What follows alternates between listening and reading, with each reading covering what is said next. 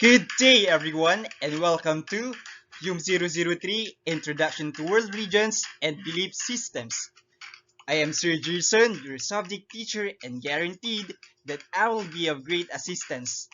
For today's lesson, we will be recognizing basic concepts of religions and beliefs. But before that, let's first identify the objectives for today. Objective number 1. Compare the three concepts of religion. Objective number 2. Communicate his or her understanding of religion. And now, are you ready to explore and learn something? Yes! Awesome! Students, I know you're excited to learn more. But before that, let's have a quick recap about our previous lesson. Last time, we have discussed about religion. Religion is a word which refers to approaches to human spirituality. Tandaan natin, iba't iba man ang relihiyon ng bawat isa, mas mangibabaw sana sa ating lahat ang respeto. We should value respect because respect equates humanity. In connection to that, let me ask you a question. What are the 8 aspects of religion? Could you give an example for each aspect?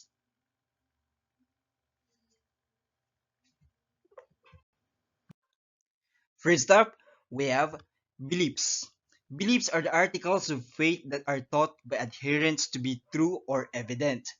With or without empirical evidences, we tend to believe we tend to believe to something or to someone. Hindi man natin nakikita, nahahawakan, pero nararamdaman natin tayo ay naniniwala. Halimbawa na lamang nito ay ang paniniwala natin sa Panginoon. Lahat ay gagawin natin, lahat ng mga bagay na naituro sa atin ay naniniwala tayo dahil alam natin ang Panginoon ay siyang tagapagligtas.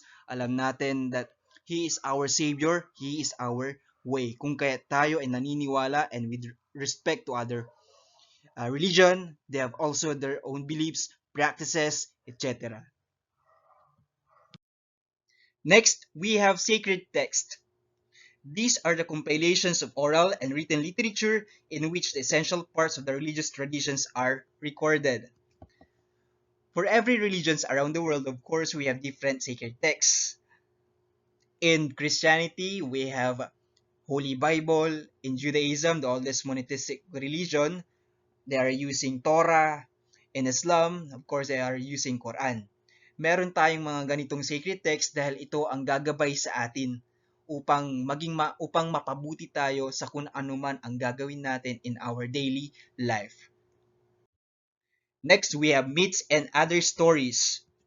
A myth is a traditional story about heroes or supernatural beings often attempting to explain the origins of natural phenomena or aspects of human behavior.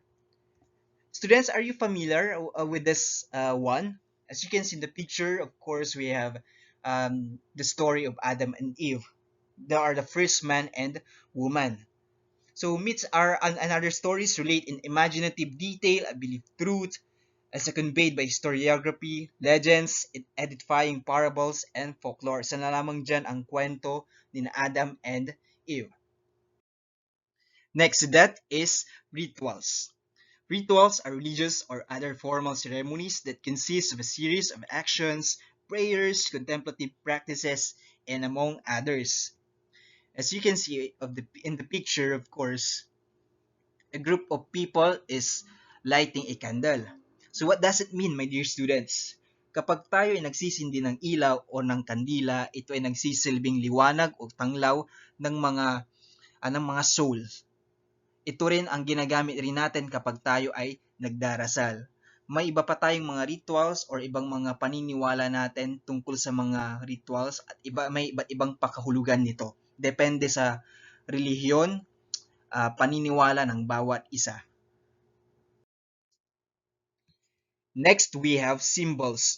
Symbols are abstract principles by which a person, action, or thing can stand for something else. Halimbawa na lamang ng symbol ay ang Holy Cross. At ang Holy Cross, it symbolizes the religion which is Christianity. So si Jesus Christ, of course, ipinako siya sa krus, tanda na siya ay nagpakasakit, nagpalaya para sa ating lahat. Next, we have crescent moon and star ng Islam. So ang symbol, of course, they convey the meaning of a belief. Social structures. Social structures is an established social model to which everyone confirms in the specific society. Sa isang society or sa isang lipunan, lahat tayo ay hindi equal. Hindi pantay-pantay ang lahat. Merong mahirap, merong mayaman, may iba't ibang katungkulan ang bawat isa.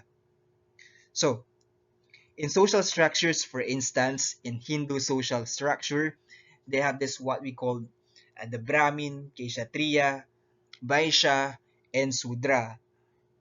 As you look in the picture, there is an authority, which is Brahmin, the priest or academics.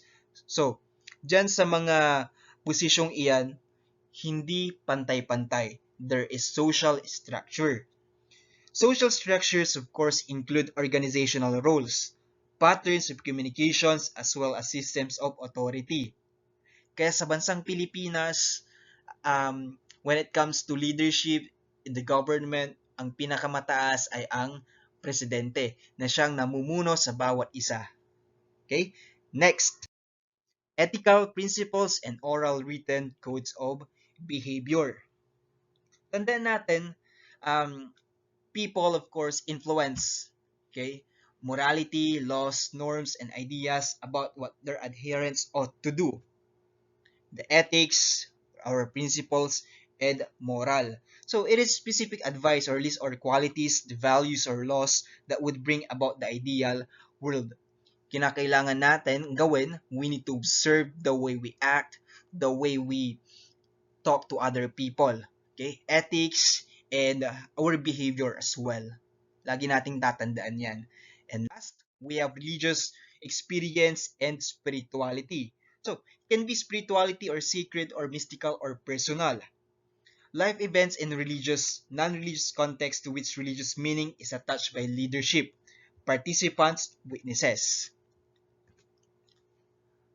Lahat tayo dito when it comes to our experiences, di ba? We are being connected to the divine na kinukonsider natin. And for that, kinakailangan may gawin tayo in order for us to experience, to be connected, and of course to facilitate access to ultimate reality and affirm beliefs for adherents. Okay? Kinakailangan magkaroon tayo ng mga religious activities na bubuo sa pagkatao natin na kukumpleto sa buhay natin in order for us to gain experience and to boost our spiritual life. Okay? That's the aspects of religion. And now, we totally understand the 8 aspects of religion.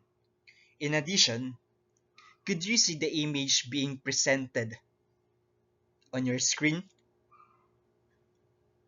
So makikita natin dyan sa larawang yan or image na yan na ang bawat tao ay may iba't ibang relihiyon.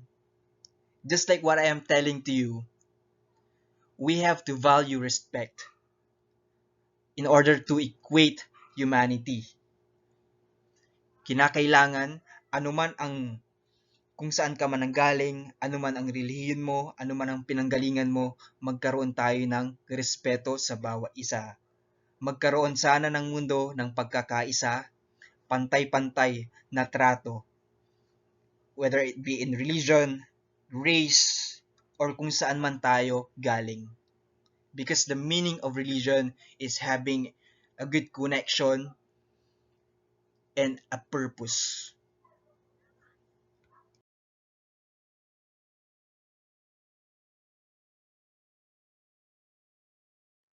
So I asked that because it is connected to our lesson, which is religion.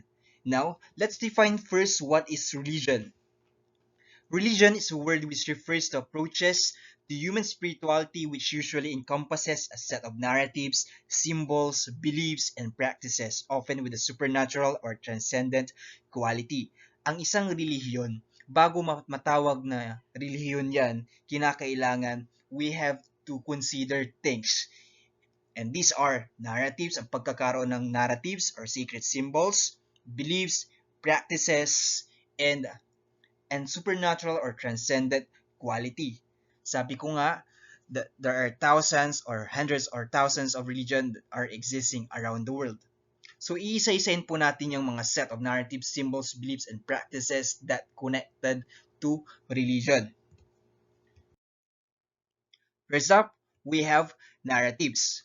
So it has sacred histories which may be preserved in sacred scripture, symbols, and holy places that aim mostly to give a meaning to life. So in narratives, of course, this is the sacred text. Diba? Kanina nabanggit ko ng bawat relihiyon, kinakailangan merong mga sacred text. Ito ang nagsisilbing gabay. Okay? Gabay na kung saan it will give a meaning to life. For every religion, meron iba't ibang mga narratives yan na kinukonsider or tinuturing na mahalaga. Just like in Christianity, the Holy Bible, okay, and other religions too, meron silang mga holy scriptures or narratives which are important. Next to that, we have symbols intended to represent specific religion or specific concepts within a given religion. You know, my dear students, uh, there are majority or major religions around the world. Unang-una, we have Christianity. Christianity is the largest religion around the world. Next to that, we have Islam. So in Christianity, the Holy Cross, Islam, the crescent moon and star, Hinduism, the third largest religion, with the symbol which is Om, letter or Om symbol. Buddhism, the Dharma chakra or Dharma wheel. The wisdom, the yin and yang, should be balance, di ba? Balance. Shinto, the Torii gate. Judaism, the oldest monotheistic religion in the world. Ang symbol po nila ay Star of David or yung six-pointed star. And Sikhism, Kanda. So, all of the religions that I mentioned, iisa-isain po natin yan sa mga susunod na session, sa mga susunod na meetings po natin. So, symbols intended for representation of a specific religion.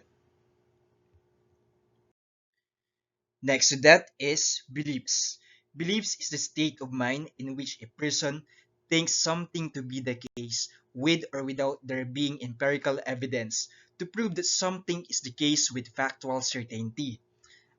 Take note of this, with or without empirical evidence.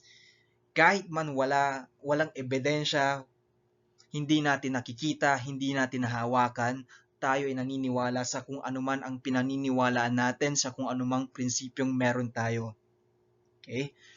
Halimbawa na lamang sa kung sino man ang Panginoon na pinaniniwalaan natin, and we have to respect one another.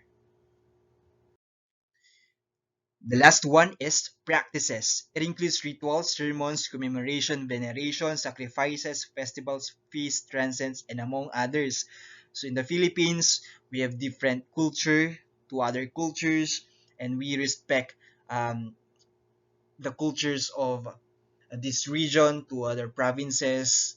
We are all united. We have festivals, we have feast, we have rituals, sermons. Diba? Iba't iba man ang practices na ginagawa natin, kinakailangan ang gawin natin ay magkaroon tayo ng respeto, because we need to value respect. Okay? Whatever religion you have, as long as you have respect to one another, maiintindihan mo kung ano yung ginagawa nila. Okay? And now, let's move forward to what we call spirituality. It is one's integrative view of life. It involves a quest for the meaning and ultimate value of life, as opposed to an instrumentalist or materialistic attitude to life. When it comes to spirituality, you are giving or you have a deep meaning to life. You value life. There is a connection. There is it opposed to an instrumentalist or materialistic attitude to life. As a person, we must have a deep connection. Okay? Deep connection that will give meaning to life. In addition, spirituality have the deepest part of person's life, a feeling of connection with something larger than oneself. Papaano natin maipapakita yung connection na yan? Papaano natin magkaroon ng connection? Unang-una, what are the religious activities na ginagawa natin in order for us to have a good connection to God, to our God? 'Di ba? By means of praying. When you pray, 'di ba, you are feeding your soul with positivity. Yun yung way natin na nakikipag-usap tayo, yun yung paraan natin para tayo mapabuti, magkaroon ng deep connection. It is integrative view of life. It gives meaning to life. Kaya kinakailangan sa buhay ng isang tao, we need to balance everything. Okay? Our social life, career, study, kinakailangan yung spiritual life natin pumantay, maging balanse sa kung anong oras ang ibinibigay natin sa bawat in on our aspect of life. Okay? We need to give time to ourselves to be connected, to have that connection. Lagi nating tatandaan yan. Next, okay, we have already understood the religion, the aspects of religion, the nature of spirituality. As you can see in your screen and being presented, we use Venn diagram. In that Venn diagram, we are presenting the similarities and differences. In that case, we have to understand the similarities and differences between religion and spirituality. So there's similarities, of course, the religion and spirituality, they have meaning, connection, belonging, transcendence, beliefs and practices, rituals. On the other hand, the differences of one another, particularly in religion, are traditional, moral codes, collective, human construction. And on the other hand, spirituality, connection to higher power, individual, universal, innate. Lagi nating tatandaan in terms of our connection, we give value. It gives meaning to life. Okay? To wrap up what we've discussed today, religion encompasses a set of narratives, symbols, beliefs, and practices, while on spirituality is one's integrative view of life. Religiono. Religiono? Religiono. Religiono! Did you know that spiritual practices include various styles of meditation and contemplation, artistic practices, going away on solitary retreats, or undertaking a pilgrimage to a religious shrine or place of religious power? For a takeaway advice, we have here a quotation from Robert Axton Bolton. He says that a belief is not merely an idea the mind possesses, it is an idea that possesses the mind. Thank you for listening, and I hope you'll join me again to our next lesson. Let us always remember our hashtag spread kindness.